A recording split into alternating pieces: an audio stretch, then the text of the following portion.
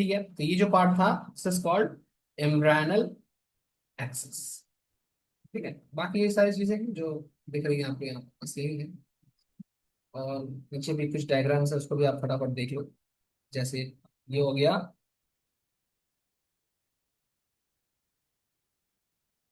ये हो गया बीन। ठीक है, तो बीन के देखो यहाँ पर फर्स्ट कॉटलेटन एंड सेकंड कॉटलेटन, दो कॉटलेटन है आपके पास। एंड इसलिए ये डाइकॉट है। एंड इसके अंदर कोई एंडोस्पर्म नहीं है, एब्सेंट है एंडोस्पर्म। ठीक है, यहाँ पर endosperm absent.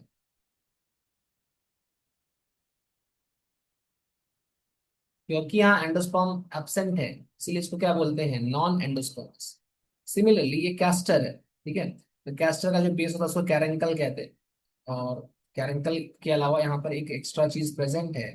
This thing is called, ये जो पूरा साइड साइड में प्रेजेंट है सराउंडिंग्स में, this thing is the endosperm. ठीक है, इसके अंदर एंडोस्पर्म है। ठीक, तो ये डाइकॉट होने के बावजूद कैसा है, एंडोस्पर्मस है। जनरली ये नहीं होना चाहिए बट यहाँ पर होता है, तो ये एक्सेप्शनल केस है। तो कैस्टर के अंदर डाइकॉट भी है, मतलब ये डाइकॉट भी है and it is endospermous as well. ठीक, साथ में और देखो यहाँ पे हाइपोकोटाइल बना के देखा है, नीचे की तरफ हाइपोकोटाइल है, फिर उसके पास यहाँ रूट टिप है। ठीक है, ऊपर की तरफ एपिकोटाइल होना चाहिए। ये सब है। आगे देखो, ये देखो इसको भी देख लो फटाफट। तो यहाँ पे आप देखो, ये जो पूरा पार्ट है सिंगल कॉटलेडन है, ये पूरा का पूरा, ये अनियन है। ठीक है, ये रहा लिखा है मैंने, अनियन है। और ये मोनोकॉट है। ठीक है, सिंगल कॉटलेडन है, वन कॉटलेडन, मोनोकॉट है। और इसके अंदर एंडोस्पर्म भी प्रेजेंट होता है, ये रहा एंडोस्पर्म साइड में है। फूड थोड़ा स्टोर्ड है, कॉटलेडन भी है, एंडोस्पर्म भी है, तो ये एंडोस्पर्मस मोनोकॉट हो गया। ठीक है, इसी तरह से यहाँ फिर से ये मेज है। ठीक है, तो यहाँ पर मेज में आप देख सकते हैं ग्रास फैमिली का पार्ट होता है। एंड ये फिर से मोनोकॉट है प्लस एंडोस्पर्मस, तो ये पूरा का पूरा पार्ट, यहाँ पर इतना सारा एंडोस्पर्मस के पास फूड रिजर्व्स है। ठीक है, एंड ये क्या हो गया आपका स्क्यूटिलम। स्क्यूटिलम बेसिकली क्या होता है, कॉटलेडन ही होता है, कॉटिलेडन। ठीक है, तो कॉटलेडन ऑफ ग्रास फैमिली, ये ग्रासेस। ग्रासेस का जो कॉटलेडन है उसका एक स्पेशल नेम है, इट इज कॉल्ड स्क्यूटिलम। ठीक, अपार्ट फ्रॉम दैट ये देखो स्क्यूटिलम के अंदर में ही ये आपका प्लेमियल हो गया, ये पार्ट प्लेमियल हो गया। ठीक है, ये प्लेमियल हो गया। इस तरफ क्या हो गया, ये हो गया रेडिकल, ये हो गया रेडिकल। अब रेडिकल का जो कवर है या शीथ है that is called coleorhiza. And plumule का जो शीथ है दैट इज कॉल्ड कोलियोटाइल। ठीक है, ये सब है।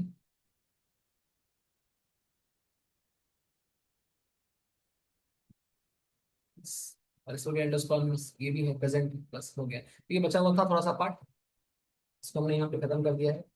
अब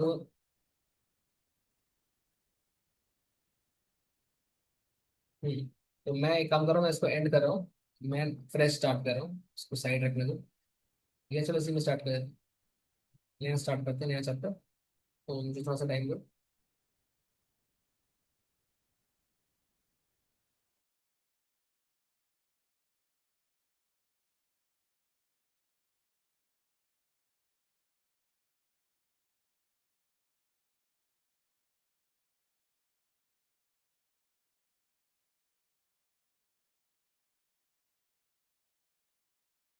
ये क्या विजिबल है ना, एक बार देख लेना, ये एक स्टूडेंट का ही नोट्स है, मतलब मैंने ही लिखवाया है बट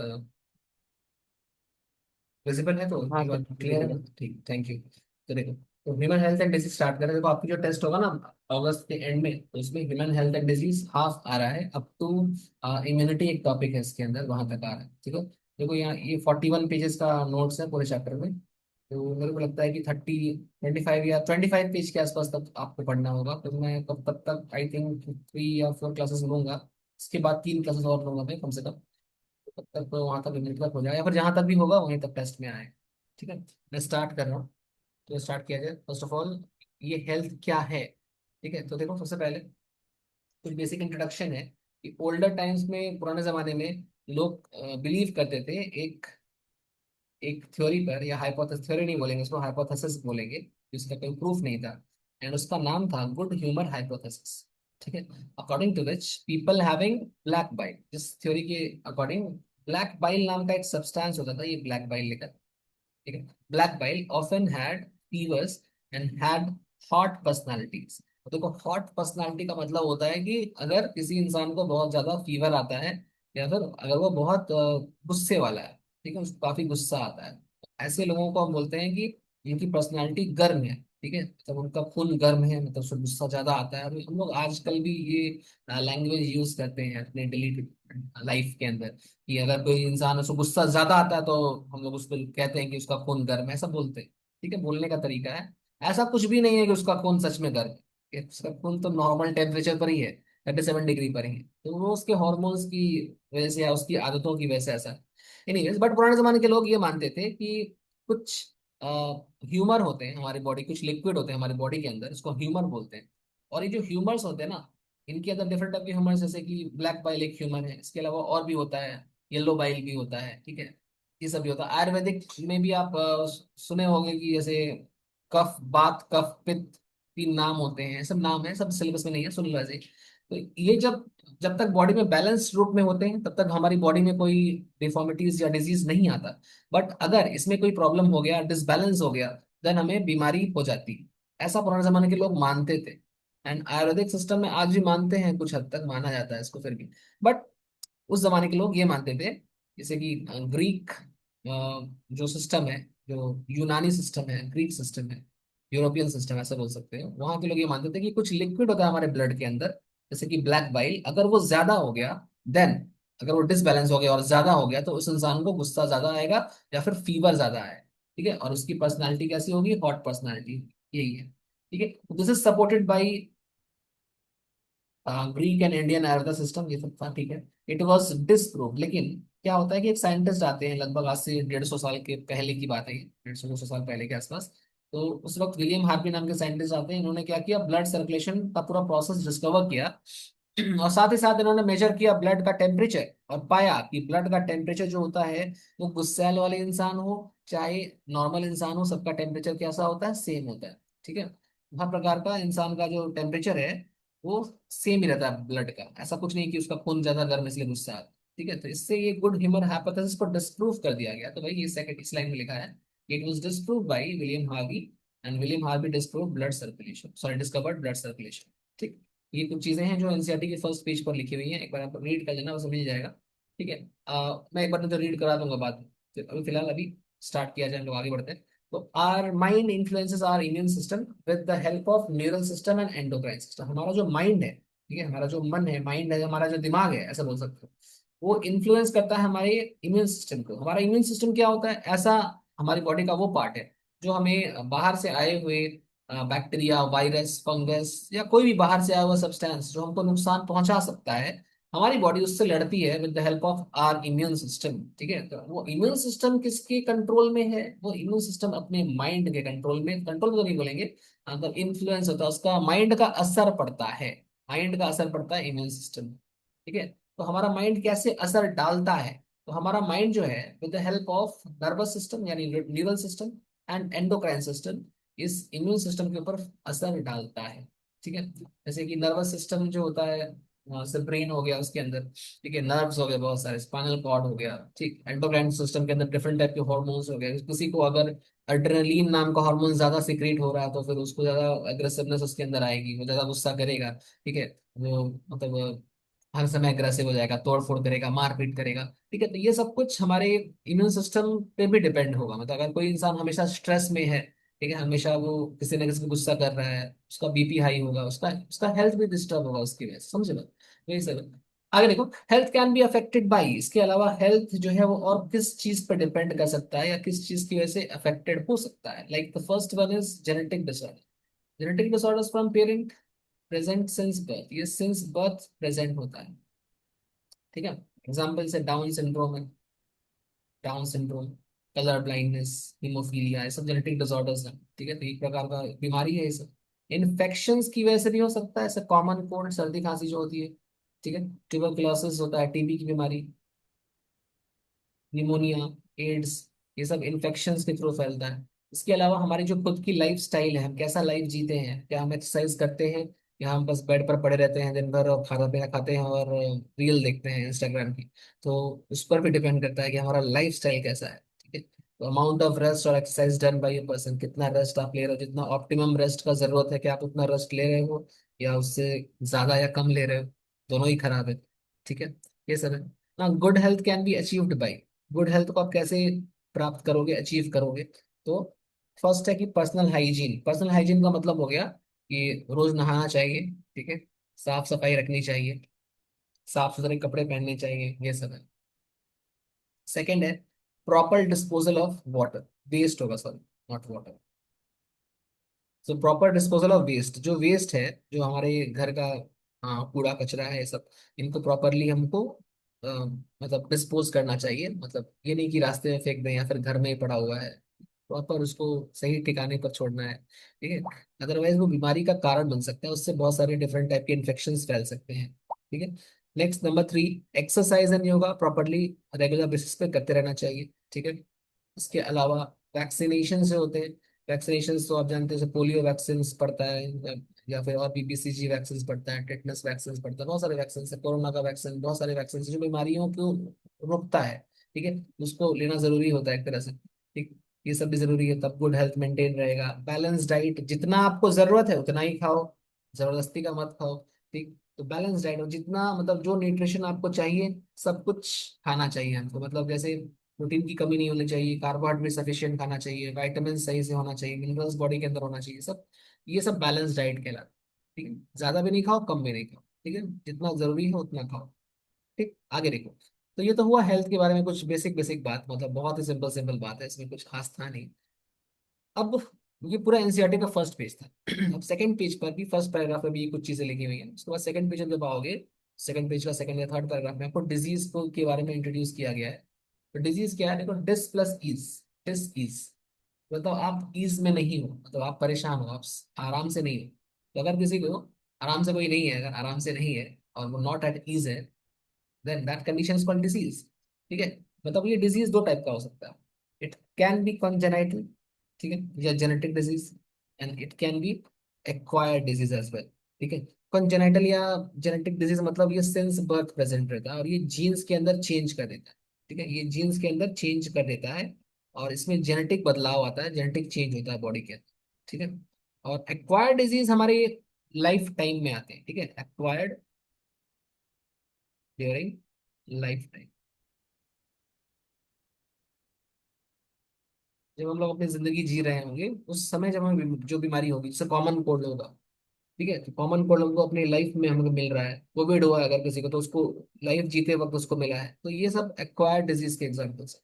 जैसे एक्वायर्ड डिजीज को अगर आप और प्रॉपरली क्लासिफाई करो तो आप और भी क्लासिफाई कर सकते हो, जैसे जैसे देखो, एक्वायर्ड डिजीज को क्लासिफाई करने के लिए हम यहाँ पे दो टाइप में आप भी कर सकते हैं ऐसे, तो but जितना अपने को काम है उतना ही कर रहे हैं।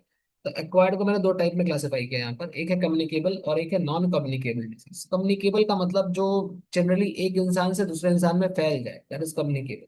ठीक है, और कई कई बार उसको इन्फेक्टियस से बोलते हैं, हालांकि थोड़ा सा फर्क होता है, बट अभी के लिए आपके लेवल पर ये सेम होता है। कम्युनिकेबल या फिर कम्युनिकेबल या फिर इन्फेक्टियस डिजीज लगभग सेम है। ठीक है, नॉन कम्युनिकेबल या नॉन इन्फेक्टियस भी लगभग सेम है। ठीक है, जो इन्फेक्शन से फैलता है, जैसे बैक्टीरियल इन्फेक्शन से, बैक्टीरियल डिजीज जैसे ट्यूबरक्लोसिस, कॉलेरा, निमोनिया, जैसे वायरस के इन्फेक्शन से viral disease, common cold, AIDS, chicken pox, कोविड-19, ये सब क्या है, ये सब कम्युनिकेशन से फैलता है, एक इंसान से दूसरे इंसान में फैलता है, राइट। ऐसे ही हेलमिंथिक डिजीज जो वर्म्स से फैलते हैं, तो वर्म्स के थ्रू अगर फैलता है तो दैट्स कॉल्ड हेलमिंथिक डिजीज, जैसे कि राउंड वर्म्स, राउंड वर्म मतलब से एस्कैरिस, ये एस्केरियासिस बीमारी का नाम होता है, सब देखने को मिलेगा आपको अभी।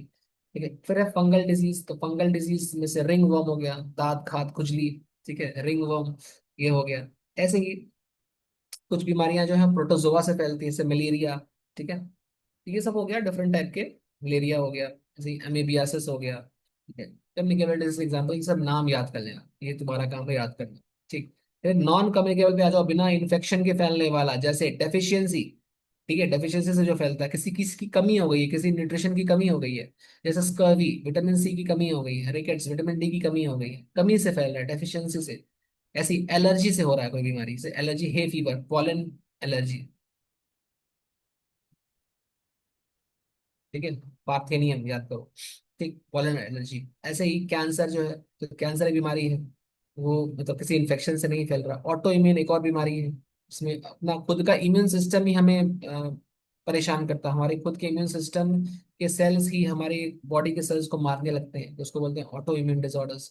इसका एग्जांपल रूमेटॉइड आर्थराइटिस, ठीक है, और भी होता है माइस्थेनिया ग्रेविस, बहुत सारे होते हैं। ठीक है, ऐसे डिजेनरेटिव डिसऑर्डर्स जब उम्र बढ़ती है, तो उम्र बढ़ने से हमारी जो बॉडी के डिफरेंट ऑर्गन्स है या पार्ट्स हैं, वो उसमें कुछ डिजेनरेशन होने लगता है, वो काम करना बंद कर देते हैं या ठीक से काम नहीं करते। That is called degenerative disorders, जैसे कि आर्थराइटिस हो जाता है, जोड़ों का दर्द। ठीक है, ये सब कुछ बीमारियां हैं, आपको बस बीमारियों के नाम थोड़ा सा याद रखना है कि कौन सा बीमारी किसके ग्रुप के अंदर आता है। ठीक है। सो अब यहाँ पर देखो WHO ने एक हेल्थ का डेफिनेशन दे रखा है, तो आप उसको याद कर लेना। क्या है, देखो, health is a complete state of your sense of physical, mental and social wellbeing. जैसे मैं बोल रहा हूँ कि ये दो इंसान मैंने बना दिया, मान लो। अब मान लो ये इंसान है, ठीक है, एक और बनाते हैं, हाँ, तीसरा बनाते हैं। अच्छा नहीं बन रहा, तो घटिया ही बनाएंगे, एक और बनाएंगे घटिया सर। हाँ, तो ऐसा बन गया, एक मान लो ये बना। तो मैंने बोला कि ये ए है, ये बी है, ये सी है। ठीक है, तो ए बी और सी में ज्यादा हेल्दी कौन है? तो जैसे कि अगर हम बोले फिजिकली अगर देखा जाए, तो आंटी लोगों के हिसाब से या मम्मी पापा के हिसाब से ए वाला ज्यादा हेल्दी है। ठीक है? और बी और सी में से मतलब अगर तुम चूज करोगे तो फिर बी वाला थोड़ा ज्यादा हेल्दी होगा। बट अगर फिजिकली देखा जाए तो सी वाला इन दिनों में अधिक हेल्दी है, क्योंकि वो बीच में है। ना वो ज्यादा पतला है, ना वो ज्यादा मोटा है, वो बीच का है। तो ये फिजिकली मोर हेल्दी हुआ। बट अगर हम बोले कि क्या ये प्रॉपर हेल्दी है, तो ये एग्जैक्टली हेल्दी नहीं हुआ, फिजिकली हेल्दी है।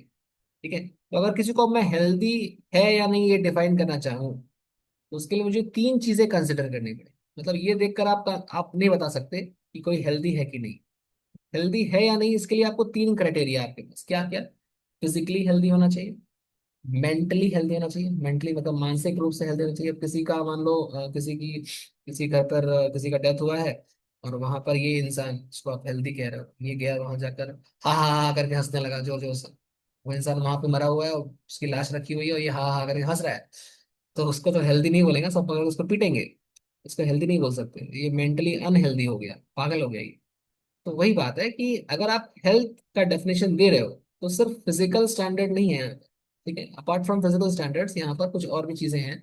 यहाँ पर आपको ये भी चीज देखना पड़ेगा कि क्या ये मेंटली एंड सोशली हेल्दी है, क्या सोसाइटी में रहने लायक है, क्या इसका मानसिक संतुलन ठीक है, या इसका खिसका हुआ है थोड़ा सा।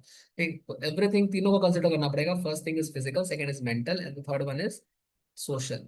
ठीक है, तो जब ये तीनों चीजें होंगी तब आप बोलोगे कि इंसान हेल्दी है। तो that's why health is a complete state of physical, mental and social wellbeing. अब जब लोग हेल्दी होते हैं, जब हेल्दी मतलब फिजिकली भी, मेंटली भी एंड सोशली भी, ठीक है, ऐसा होना बड़ा मुश्किल है। ठीक, सो अगर लोग हेल्दी होते हैं ऐसा मुश्किल से, तो वो लोग ज्यादा काम कर पाते हैं। ठीक है, they are more efficient at work, मतलब ज्यादा बेहतर काम कर पाएंगे, मतलब अपना काम बढ़िया से कर पाएंगे। And it will increase countries economy. तो इससे क्या होता है, कंट्री की प्रोस्पेरिटी बढ़ती है। तो प्रोस्पेरिटी मतलब उन्नति होती है देश की, और इकोनॉमी बढ़ती है। इकोनॉमी मतलब अर्थव्यवस्था बढ़ती है, इकोनॉमी बढ़ती है। ठीक है, ये सब है, तो यही है। ये हेल्थ का डेफिनेशन था। नीचे लिखो पैथोजन वेक्टर, इससे भी थोड़ा सा समझ लो फिर खत्म करते हैं क्लास। देखो पैथोजन क्या होता है। पैथोजन मतलब जो भी ऐसा कोई ऑर्गेनिज्म जिससे क्या हो, डिजीज हो जाए, तो disease causing organism are called pathogen. ठीक है, वेक्टर क्या होता है? वेक्टर जो डिजीज को ट्रांसफर करने वाला ऑर्गेनिज्म है, जो डिजीज को कैरी करता है एक जगह से दूसरी जगह। साथ ही साथ जो डिजीज कैरी करने के साथ ही साथ ये उस पैरासाइट को अपनी बॉडी के अंदर स्टोर करता है कुछ समय तक। जैसे मच्छर है ना, मच्छर, मस्कीटो, तो मच्छर के बॉडी के अंदर पैरासाइट रहता है। तो ऐसा कोई, मतलब मच्छर क्या हो गया, ऐसा एक जानवर हो गया जो अपनी बॉडी के अंदर दूसरे ऑर्गेनिज्म को रखा है। ठीक है, उसकी बॉडी के अंदर दूसरा ऑर्गेनिज्म जी रहा है, पनप रहा है, ग्रो कर रहा है। तो इसलिए मस्कीटो को हम वेक्टर बोले। ठीक है, तो ऐसा कैरियर जिसके अंदर एक दूसरा ऑर्गेनिज्म भी ग्रो कर रहा है। ऐसे पढ़ोगे जब मलेरिया पढ़ाएंगे, तो मलेरिया में आप देखोगे प्लाज्मोडियम नाम का एक प्रोटोजोआ होता है, जो मस्कीटो की बॉडी के अंदर में ग्रो करता है। तो मस्कीटो हो गया वेक्टर, और प्लाज्मोडियम हो गया इसका कॉजेटिव एजेंट। ठीक है। और मस्कीटो इस प्लाज्मोडियम को ट्रांसपोर्ट करता है, या बोल सकते हो कैरी करता है। ठीक है, तो वो कैरियर नहीं बोलेंगे, उसको बोलेंगे वेक्टर, बिकॉज मस्कीटो के अंदर ही वो पैरासाइट जिंदा रह रहा है। अगर मस्कीटो नहीं होगा तो पैरासाइट जिंदा नहीं रह पाए। तो उस पैरासाइट की लाइफ साइकिल मस्कीटो की बॉडी में चल रही है, दैट्स वाई ऐसे कैरियर को हम एक स्पेशल नाम देते हैं, उसको बोलते हैं वेक्टर। उसको कैरियर बोलते ही नहीं, उसको वेक्टर बोलते हैं। ठीक है। और कैरियर सिंपली किसको बोलते हैं, जैसे एग्जाम्पल हो गया मस्कीटो, और पैरासाइट का क्या नाम हो गया, प्लाज्मोडियम। ये मिलेगा आपको, मलेरिया आपको डिटेल्स में पढ़ना है तो वहां देखेंगे दोबारा से नेक्स्ट क्लास में। ठीक है। अब कैरियर किसको बोले, कैरियर सोचो कि आप समोसा खा रहे हो, और समोसा आप खा रहे हो ऐसे लेकर, और आसपास ही कहीं पर गार्बेज है, कचरा है, उस कचरे पर एक मक्खी बैठी है। ठीक है, मान लो ऐसा होगा। और मक्खी कचरे में बैठी, कचरे में बैठकर उसके पैर जो है कचरे में डूब गए, और वो कचरा लेकर आई और आपके समोसे पर बैठ गई। ठीक है, तो मक्खी की बॉडी में क्या हो रहा है, तो मक्खी की बॉडी के अंदर क्या आ जा रहा है, जर्म्स आ जा रहे हैं, तो बॉडी के अंदर नहीं आ रहे, सॉरी, मक्खी के स्किन, स्किन भी नहीं बोल सकते यार, मक्खी मान लो ऐसी है, मक्खी बना देते हैं। सपोज करिए मक्खी है। ठीक है, ये मक्खी है, ठीक। मक्खी का जो पैर है, ये पैर है मक्खी के, इस पैर पर जर्म्स लग गए, और ये मक्खी जब कचरे से बैठकर समोसे पर बैठती है आकर, कि आपने आधा खाया हुआ समोसा, मक्खी आई और यहाँ बैठ गई, तो ये जर्म्स जो है ना वो समोसे पर चिपक जाएंगे, और फिर इसको तुम खा लोगे, तुम्हारे पेट में चला जाएगा जर्म्स। तो मक्खी ने क्या किया, जो गार्बेज था, गार्बेज से जर्म्स को ट्रांसफर कर, कैरी करके ट्रांसफर कर दिया समोसे। ठीक है, जब समोसा पर ये जर्म्स कैरी हो गया, तो इस मक्खी का मैंने क्या नाम रखा, मैंने बोला मक्खी तुम्हारा नाम है कैरियर। ठीक है। मक्खी वेक्टर क्यों नहीं है, बिकॉज मक्खी के अंदर ये जो गार्बेज के जर्म्स हैं वो मक्खी के अंदर ग्रो नहीं कर रहे हैं, तो बस चिपके हैं उसके पैर पे, उसके पंखों पर, उसके पैर पर जर्म्स चिपके हुए हैं, वो उसकी बॉडी में ग्रो नहीं कर रहे हैं। ठीक है, मतलब उस जर्म को जिंदा रहने के लिए मक्खी के अंदर घुस के रहना नहीं पड़ेगा, वो कचरे में भी जिंदा रह लेगा। लेकिन अगर जर्म्स को किसी एनिमल के अंदर घुस कर रहना पड़े और वहां पे अपना लाइफ साइकिल कंप्लीट करना पड़े, देन उस एनिमल को हम कैरियर नहीं बोलते, उसको हम वेक्टर बोलते हैं। तो मस्कीटो के अंदर पैरासाइट रहता है घुसकर, इसलिए mosquito is a vector, while house fly या मक्खी इज अ कैरियर, क्योंकि उसके अंदर जर्म्स घुस कर रहता नहीं है, रह भी सकता है बट उसके बिना भी उसका काम चल जाएगा, रहना कोई जरूरी नहीं है। बट मस्कीटो के अंदर रहना जरूरी है, जब आप प्लाज्मोडियम पढ़ोगे तो समझ में आएगा। ठीक है, तो वही है यहाँ पर कैरियर के बारे में, सिंपली ट्रांसपोर्ट कर दे रहा है एक जगह से दूसरी जगह पर। एग्जाम्पल है उसका हाउस फ्लाई। ठीक है, एक लाइन और पढ़ लीजिए, खत्म करते हैं, पैरासाइट खत्म कर लेते हैं, उसके बाद mode of action next class पढ़ेंगे। देखो, तो मोस्ट ऑफ द पैरासाइट्स जो होते हैं आर पैथोजेंस, अधिकतर पैरासाइट पैथोजन होते हैं। मतलब पैरासाइट्स क्या होते हैं, पैरासाइट वो ऑर्गेनिज्म है जो होस्ट पर डिपेंडेंट है। ठीक है, तो होस्ट पर डिपेंडेंट है, मतलब होस्ट का खाएगा पिएगा बट कुछ रिटर्न नहीं देगा। तो ऐसे एनिमल्स को या ऐसे ऑर्गेनिजम्स को हम क्या बोलते हैं, ऐसे ऑर्गेनिजम्स को हम लोग कहते हैं पैरासाइट्स। ठीक है, जो कुछ रिटर्न ना दे। ठीक, और रिटर्न ना तो ठीक है चलेगा, इतना भी चलेगा, लेकिन अगर रिटर्न नहीं दे और साथ में बीमार भी कर दे, तब उसको बोलते हैं पैथोजन। अधिकतर पैरासाइट होस्ट को बीमार भी कर देता है, रिटर्न तो कुछ देता नहीं है, साथ साथ बीमार भी कर देता है, तो अगर बीमारी करवा देता है तो उसको बोलते हैं पैथोजन। ऐसे parasites are called pathogen, so most of parasites pathogen. ठीक है, जिनसे बीमारी हो जाती है। एंड पैरासाइट्स दो टाइप्स के होते हैं, ecto parasites and endo parasites. Ecto मतलब बाहर, एंडो मतलब अंदर, जो बाहर बॉडी के बाहर, जैसे कि बेड बग हो गया, खटमल हो गया, लाइसेस हो गया, ठीक है, जुएं हो गई, ठीक है, लीचेस हो गया, ठीक है, ये जोंक हो गया, लीचेस। ठीक, तो ये सब बॉडी के बाहर रहकर हमको नुकसान पहुंचाएंगे, ये सब एक्टो पैरासाइट्स है। तो बॉडी के अंदर घुस जाए, जैसे प्लाज्मोडियम, बुचेरिया बैंक्रॉफ्टी एक होता है, पढ़ोगे आगे चलकर, बुचेरिया का स्पेलिंग रॉन्ग है, पढ़ेगा सर, बुचेरिया। ये फाइलेरियल वर्म को बोलते हैं। ठीक है, सो फाइलेरिया होता है। तो उसको हम लोग नेक्स्ट क्लास पढ़ेंगे, यहाँ से आगे बढ़ाएंगे, अभी हम यहाँ पे स्टॉप कर रहे हैं हम लोग।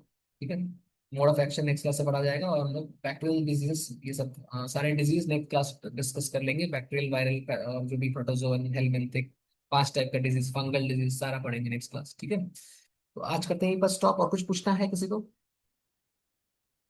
नहीं सर। ठीक ठीक है, तो फिर स्टॉप किया जाएगा, मिलते हैं फिर next class. Thank you, bye bye, bye. Good night.